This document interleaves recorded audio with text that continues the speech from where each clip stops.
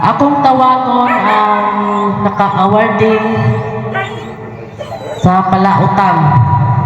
Kung tawagon si Gisel. Mao ni siya nga naka-award og medal kay kusog mangutang.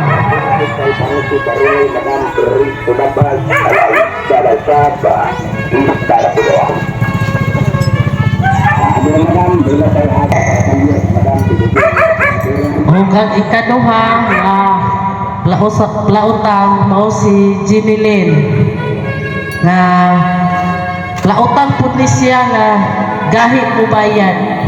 Mao ni siya tagana ko siya og award nga medal.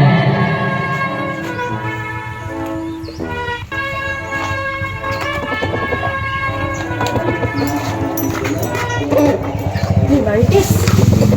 Isag ko si mama sa lautang tano kay pero naka-award gyapon ta nga medal. No? Si ma'am, bakit mo utang tayo rin? Tagsara na ba nga mama isag pala utang ta pero gitagaan ta niya mga medal.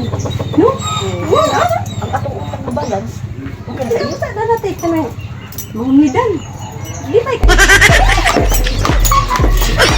Ma'am, salamat kayo ma'am. congrats mga plautang.